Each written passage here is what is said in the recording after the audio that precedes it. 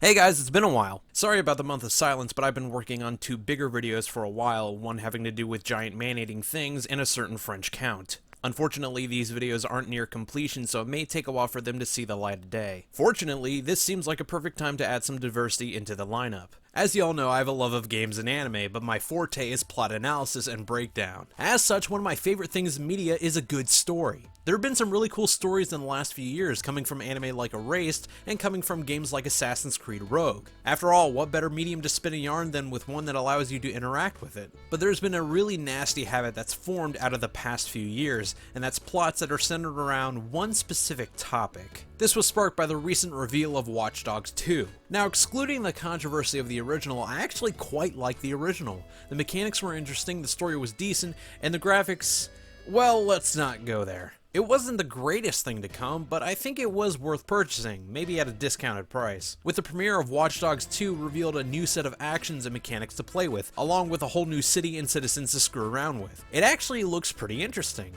Here's the problem. Their story description and character for the game circulate around the same specific topic. There's multiple ways to describe this, but the best one to encompass them is probably rebellion stories. Essentially a story centered around a person or a group of people looking to fight the system and have them fight society's norms and control. This type of plot has been around for ages, as it's natural for people to be drawn towards the need of self-expression. This is not to be confused with underdog stories, where the main character is trying to overcome his own faults and other people's low expectations for bettering himself rather than society as a whole. Rebellion stories are like a blander and more boring version of that, because almost every story that has had this plot sucked. Rebellion stories always go a certain way. Not just the end game, but a lot of drama and build-up between these stories are extremely similar. Character is in a place that is heavily controlled. Something happens to make him snap. He begins to fight control. Story ends with character with a physical or moral victory. Deviations from this are extremely rare because no one has the balls to direct a decent tragedy anymore. A lot of these stories flow the same way simply because there's no real other way to end the story than with the character's victory.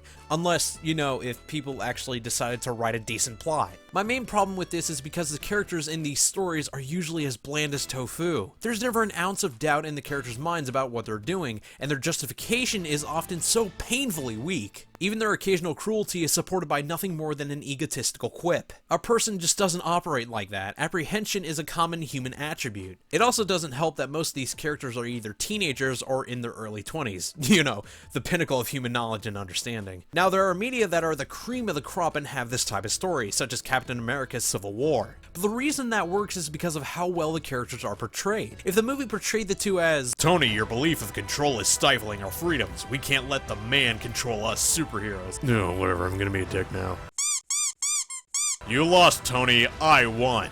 No, whatever, I'm gonna go back to drinking. That movie would have been stupid. But because the filmmakers and writers actually gave a damn about what they were doing, they represented both sides with equal respect and understanding, which is the point. Standard run-of-the-mill rebellious characters always backfire. One of the biggest examples off the top of my head is Chloe Price from Life is Strange. By the way, that video still isn't done. I'm not sure if it'll be done anytime soon. Anyway, Life is Strange is pretty poop on its own, but the character of Chloe just made it infinitely worse. On top of not being worth a damn, she was just a badly written and annoying character. It also doesn't help that the game also centers about 75% of the screen time on her. And with the description of Watch Dogs 2's main character and the rest of the cast, I'm already getting flashbacks of being stuck in an endless void of memes and hellas. Even one of the most critically acclaimed movies with this plot, V for Vendetta, is so bland because of how awful the movie is at conveying two sides of a specific matter, and just opts to shove the same idea down your throat for 132 minutes. Even the recently announced Deus Ex Mankind Divided looks like one of the most forced types of these plots, putting two sides into two separate corners for little reason and being way too serious about it. My point is that if you're going to make a rebellion story, have good characters and make both sides well written and understandable.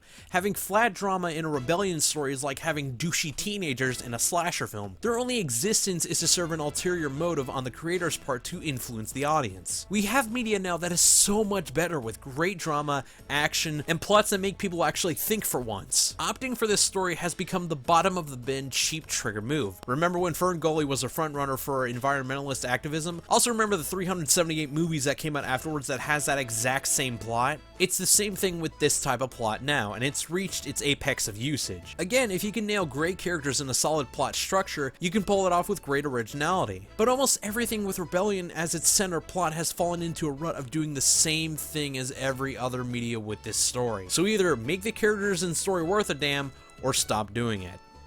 Or maybe write something different for once. There's an idea!